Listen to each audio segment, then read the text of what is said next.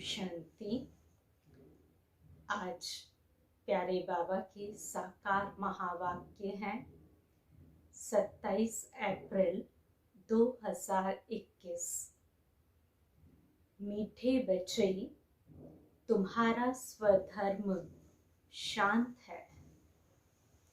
सच्ची शांति शांति धाम में मिल सकती है। यह बात सबको सुनानी है। स्वधर्म में रहना है। प्रश्न, कौन सी नॉलेज एक बाप के पास है जो अभी ही तुम पढ़ते हो? उत्तर, पाप और पुण्य की नॉलेज। भारतवासी जब बाप को गाली देने लगते हैं तब पाप आत्मा बनते हैं, और जब बाप को और ड्रामा को जान लेते हैं तब पुण्य आत्मा बन जाते हैं। यह पढ़ाई तुम बच्चे अभी ही पढ़ते हो। तुम जानते हो सबको सद्गति देने वाला एक ही बाप है। मनुष्य मनुष्य को सद्गति अर्थात मुक्ति, जीवन मुक्ति दे नहीं सकते। गीत है, इस पाप की दुनिया से कहीं दूर ले चल। ओम शांति। बाप बैठकर बच्चों को समझाते हैं कि यह है पाप आत्माओं की दुनिया। वह भारत को ही कहेंगे कि भारत पुण्य आत्माओं की दुनिया थी, जहां देवी देवताओं का राज्य था। यह भारत सुख धाम था और कोई खंड नहीं थे, एक ही भारत था। चैन अथवा सुख उस सतयुग में था जिसको स्वर्ग कहते। यह है नर्क। भारत ही स्वर्ग था, अभी नर्क बना है। नर्क में चैन अथवा सुख शांति कहाँ से आए? कलयुग को नर्क कहा जाता है। कलयुग अंत को और ही रौरव नर्क कहा जाता है, दुख धाम कहा जाता है। भारत ही सुख धाम था जब इन लक्ष्मी नारायण का राज्य था। भारतवासियों का गृहस्थ धर्म पवित्र था। प्योरिटी भी थी, सुख शांति भी थी, संपत्ति भी बहुत थी। अब वही भारत पतित बना है, सब विकारी बने हैं। यह है दुख धाम। भारत सुख धाम था, और जहां हम आत्माएं निवास करती हैं वह है शांति धाम। शांति वहां शांति धाम में ही मिल सकती है। आत्मा शांत वहां ही रह सकती है जिसको स्वीट होम, निराकारी दुनिया कहा जाता है। वह है आत्माओं का घर। वहां जब रहते हैं तो आत्मा शांति में है। बाकी शांति कोई जंगल आदि में जाने से नहीं मिलती है। शांति धाम तो वही है। सतयुग में सुख भी है, शांति भी है। यहाँ दुख धाम में शांति हो नहीं सकती, शांति धाम में मिल सकती है। सुख धाम में भी कर्म होता है। शरीर से पार्ट बजाना होता है। इस दुख धाम में एक भी मनुष्य नहीं जिसको सुख शांति हो। यह है भ्रष्टाचारी पतित धाम। तब तो पतित पावन को बुलाते हैं, परंतु उस पाप को कोई जानते नहीं है, इसलिए निधन के बन पड़े हैं। ऑर्फन होने कारण आपस में लड़ते झगड़ते हैं। कितना दुख, अशांति, मारा मारी है। यह है ही रावण राज्य। राम राज्य मांगते हैं। रावण राज्य में न सुख है न शांति है। राम राज्य में सुख शांति दोनों थे। आपस में कभी लड़ते झगड़ते नहीं थे। वहां 5 विकार होते ही नहीं। यहाँ 5 विकार हैं। पहला है देह अभिमान मुख्य, फिर काम क्रोध। भारत जब स्वर्ग था तो यह विकार नहीं थे, वहां देही अभिमानी थे। अब सब मनुष्य देह अभिमानी है। देवताएं थे देही अभिमानी। देह अभिमान वाले मनुष्य कभी किसको सुख नहीं दे सकते, एक दो को दुख ही देते हैं। ऐसे मत समझो कोई लखपति, करोड़पति, पद्मपति है तो सुखी है। नहीं, यह तो सब है माया का भक्का। माया का राज्य है। अभी उनके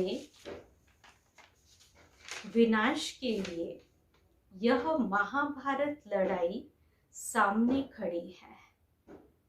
इसके बाद फिर स्वर्ग के द्वार खुलने हैं। आधा कल्प के बाद फिर नर्क के द्वार खुलते हैं। यह बातें कोई शास्त्रों में नहीं है। भारतवासी कहते हैं जब भक्ति करेंगे तब भगवान मिलेगा। बाबा कहते हैं जब भक्ति करते करते बिल्कुल नीचे आ जाते हैं तब मुझे आना पड़ता है स्वर्ग की स्थापना करने, अर्थात भारत को स्वर्ग बनाने। भारत जो स्वर्ग था वह नरक कैसे बना? रावण ने बनाया। गीता के भगवान से तुमको राज्य मिला, 21 जन्म स्वर्ग में राज्य किया, फिर भारत द्वापर से कलयुग में आ गया, अर्थात उतरती कला हो गई। इसलिए सब पुकारते रहते हैं हे पतित पावन आओ। पतित मनुष्य को सुख शांति पतित दुनिया में मिल ही नहीं सकती। कितना दुख उठाते हैं। आज पैसा चोरी हुआ, आज दिवाला मारा, आज रोगी हुआ। दुख ही दुख है ना। अभी तुम सुख शांति का वर्षा पाने का पुरुषार्थ कर रहे हो। बाप से स्वर्ग का वर्षा लेने का पुरुषार्थ कर रहे हो। सदा सुखी बनाने वाला एक ही बाप है। सदा दुखी बनाने वाला रावण है। यह बातें भारतवासी नहीं जानते हैं। सतयुग में दुख की बातें होती नहीं। कभी रोना नहीं पड़ता, सदैव सुख ही सुख है। वहां देह अभिमान अथवा काम क्रोध आदि होते नहीं। जब तक 5 विकारों का दान न दे, तब तक दुख का ग्रहण छूट नहीं सकता। कहते हैं ना, दे दान तो छूटे ग्रहण। इस समय सारे भारत को 5 विकारों का ग्रहण लगा हुआ है। जब तक ये 5 विकार का दान न दे, तब तक 16 कला संपूर्ण देवता बन न सके। बाप सर्व का सद्गति दाता है। कहते हैं गुरु बिगर गति नहीं, परंतु गति का भी अर्थ समझते नहीं। मनुष्य की गति सद्गति माना मुक्ति जीवन मुक्ति, सो तो बाप ही दे सकते हैं। इस समय सर्व की सद्गति होनी है। दिल्ली को कहते हैं न्यू दिल्ली, पुरानी दिल्ली, परंतु अब न्यू तो है नहीं। न्यू वर्ल्ड में न्यू दिल्ली होती है, ओल्ड वर्ल्ड में ओल्ड दिल्ली होती है। बरोबर जमुना का कंठा था। दिल्ली परिस्तान थी। सतयुग था ना, देवी देवताएं राज्य करते थे। अभी तो पुरानी दुनिया में पुरानी दिल्ली है। नई दुनिया में तो इन लक्ष्मी नारायण का राज्य था। भारतवासी यह भूल गए हैं। नया भारत नई दिल्ली थी तो उनका राज्य था और कोई खंड ही नहीं था। यह कोई भी नहीं जानते। गवर्नमेंट यह पढ़ाती नहीं है। जानते हैं कि यह तो अधूरी हिस्ट्री है। जब से इस्लामी बौद्धि आए हैं, लक्ष्मी नारायण के राज्य का कोई को भी पता नहीं है। यह बाप ही बैठ समझाते हैं कि सारी सृष्टि का चक्र कैसे फिरता है। जब भारत स्वर्ग था तो गोल्डन एज था। अब वही भारत देखो क्या बन गया है। फिर भारत को हीरे जैसा कौन बनाए। बाप कहते हैं, जब तुम बहुत पाप आत्मा बन जाते हो, तब मैं आता हूँ पुण्य आत्मा बनाने।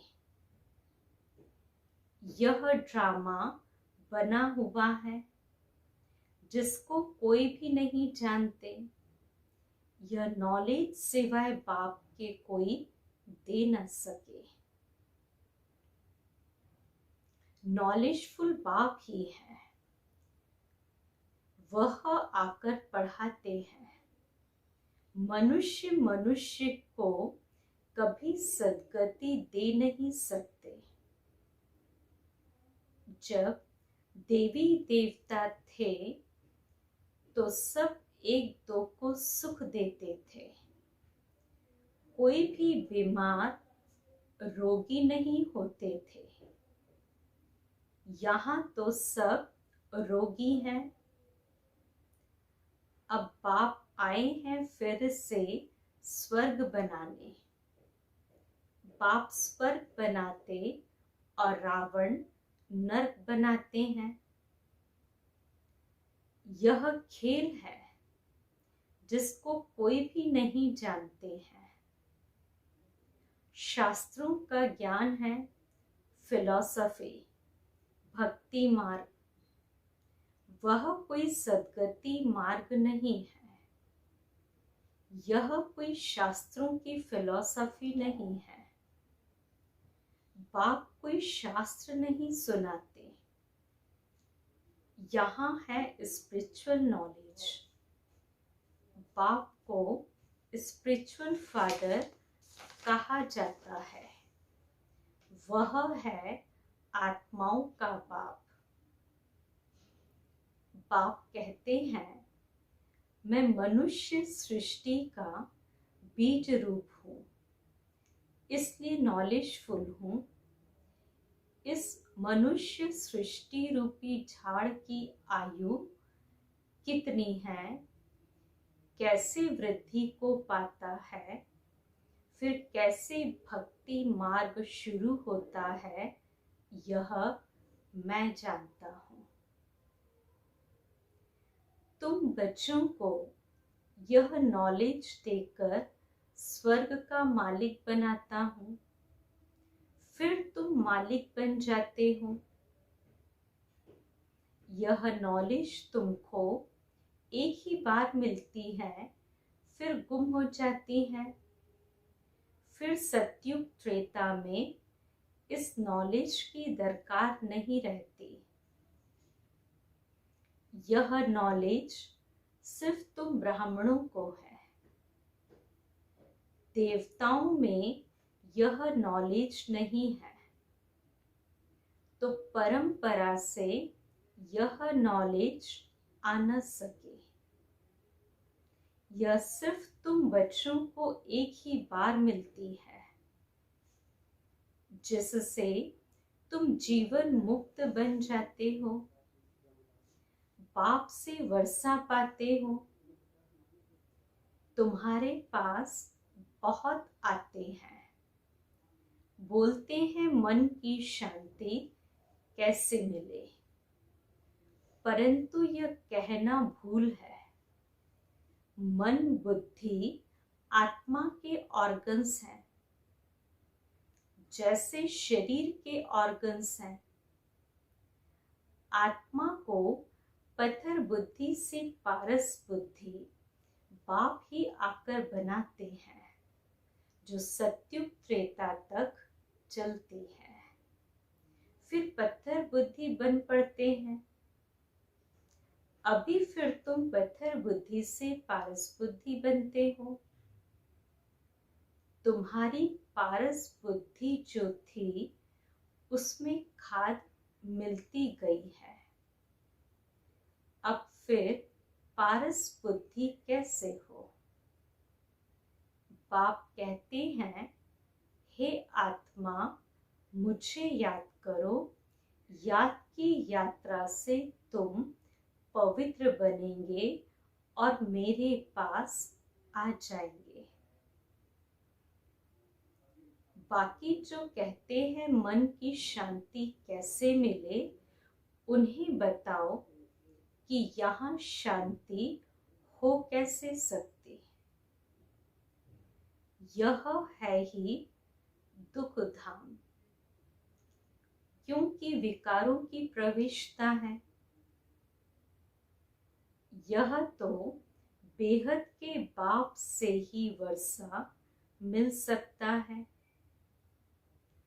फिर रावण का साथ मिलने से पतित बन जाते हो, फिर पाप द्वारा पावन बनने में सेकंड लगता है। अभी तुम आए हो बाप से जीवन मुक्ति का वर्षा लेने। बाप जीवन मुक्ति का वर्षा देते और रावण जीवन बंध का श्राप देते हैं।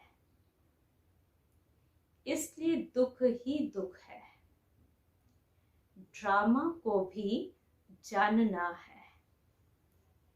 दुख धाम में किसको सुख शांति मिल न सके। शांति तो हम आत्माओं का स्वधर्म है। शांति धाम आत्मा का घर है। आत्मा कहती है हमारा स्वधर्म शांत है। यह शरीर बाजा नहीं बजाता हूँ। यह अर्थात शरीर बाजा नहीं बजाता हूँ, बैठ जाता हूँ। परंतु कहाँ तक बैठे रहेंगे? कर्म तो करना ही है ना। जब तक मनुष्य ड्रामा को नहीं समझें तब तक दुखी रहते हैं। बाप कहते हैं मैं हूं ही गरीब निवास। यहाँ गरीब ही आएंगे। साहूकारों के लिए तो स्वर्ग यहाँ है।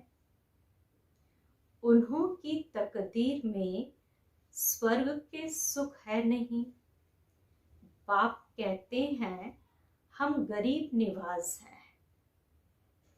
साहूकारों को गरीब और गरीबों को साहूकार बनाता हूँ।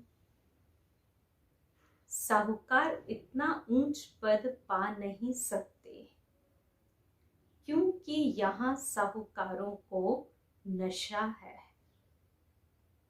हाँ, प्रजा में आ जाएंगे, स्वर्ग में तो जरूर आएंगे, परंतु ऊंच पद गरीब पाते हैं। गरीब साहूकार बन जाते हैं। उन्हें देह अभिमान है ना कि हम धनवान हैं। परंतु बाबा कहते यह धन माल सब मिट्टी में मिल जाना है, विनाश हो जाना है। देही अभिमानी बनने में बहुत मेहनत है। इस समय सब देह अभिमानी है। अभी तुमको देही अभिमानी बनना है। आत्मा कहती है हमने 84 जन्म पूरे किए, नाटक पूरा होता है, अब वापस जाना है। अभी कलयुग के अंत और सतयुग के आदि का संगम है। बाप कहते हैं हर 5000 वर्ष बाद आता हूँ और भारत को फिर से हीरे जैसा बनाने। यह हिस्ट्री ज्योग्राफी बाप ही बता सकते हैं। अच्छा, मीठे मीठे सिकिलते बच्चों प्रति माता पिता बाप दादा का याद प्यार और गुड मॉर्निंग। रूहानी बाप की रूहानी बच्चों को नमस्ते। हम रूहानी बच्चों की रूहानी बाप दादा को याद प्यार, गुड मॉर्निंग और नमस्ते। धारणा की पहली पॉइंट है बाप से जीवन मुक्ति का वर्षा लेने के लिए पावन जरूर बनना है। ड्रामा की नॉलेज को बुद्धि में रख दुख धाम में रहते भी दुखों से मुक्त होना है। दूसरी पॉइंट, धन माल व साहूकारी का नशा छोड़ देही अभिमानी रहने का पुरुषार्थ करना है। वरदान, महान और मेहमान इन दो स्मृतियों द्वारा सर्व आकर्षणों से मुक्त बनने वाले उपराम व साक्षी भव। उपराम व साक्षीपन की अवस्था बनाने के लिए दो बातें ध्यान पर रहें। एक तो मैं आत्मा महान आत्मा हूँ, दूसरा मैं आत्मा अब इस पुरानी सृष्टि में व पुराने शरीर में मेहमान हूँ। इस स्मृति में रहने से स्वतः और सहज ही सर्व कमजोरियां व लगाव के आकर्षण समाप्त हो जाएंगे। महान समझने से जो साधारण कर्म व संकल्प संस्कारों के वश चलते हैं वह परिवर्तित हो जाएंगे। महान और मेहमान समझकर चलने से महिमा योग्य भी बन जाएंगे। स्लोगन, सर्व की शुभ भावना और सहयोग की बूंद से बड़ा कार्य भी सहज हो जाता है। सर्व की शुभ भावना और सहयोग की बूंद से बड़ा कार्य भी सहज हो जाता है। आज के अव्यक्त इशारे की पॉइंट है 27वां पॉइंट। अव्यक्त इशारा, अशरीरी अवस्था के अभ्यास के लिए मनसा सेवा करने के लिए सदा एकाग्रता का अभ्यास चाहिए। इसके लिए व्यर्थ समाप्त हो, सर्व शक्तियों का अनुभव जीवन का अंग बन जाए। जैसे बाप परफेक्ट हैं, ऐसे बच्चे भी बाप समान हो, कोई डिफेक्ट ना हो। बाबा क्या कहते, मनसा सेवा के लिए या एकाग्रता के अभ्यास चाहिए, तो उसके लिए जैसे बाप परफेक्ट है ऐसे बच्चे भी बाप समान हो, कोई भी डिफेक्ट ना हो, सर्व शक्तियों का अनुभव जीवन का अंग बन जाए। ओम शांति।